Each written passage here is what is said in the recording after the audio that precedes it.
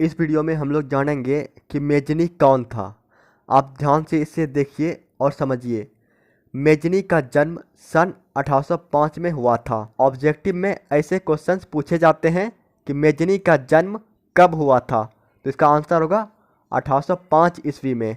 फिर आगे यहाँ पर ध्यान दीजिए, वे साहित्यकार, गणतांत्रिक विचारों का समर्थक तथा योग्य सेनापति थे। दोस्तों, ये जो मेजनी हैं ये बचपन से ही क्रांति से संबंधित साहित्य पढ़ते थे।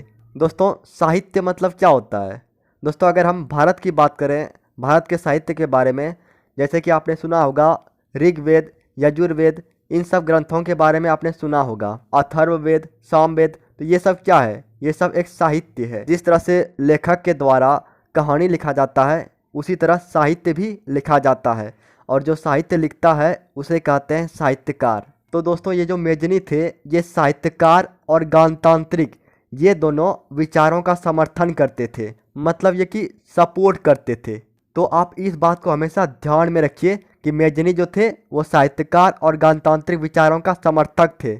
और एक बात मेजनी के बारे में याद रखिए कि मेजनी जो थे वह एक योग्य सेनापति थे।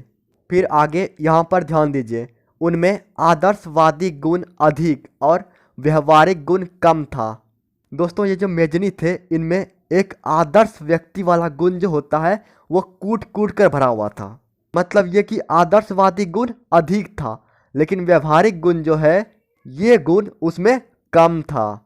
एक गुण ज़्यादा था, एक गुण कम था। आदर्शवादी गुण ज़्यादा था, व्यवहारिक गुण कम था।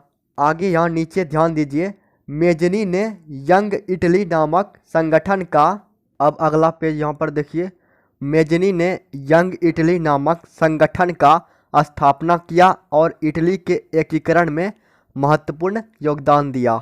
दोस्तों, आपसे ऑब्जेक्टिव क्वेश्चन पूछे जाते हैं कि यंग इटली का स्थापना किसने किया, तो आप इसका आंसर ध्यान में रखिए, मेजनी ने यंग इटली का स्थापना किया था। दोस्तों, कभी कभी आपको ऑप्शन में यंग इटली नहीं देकर युवा इटली दे देगा।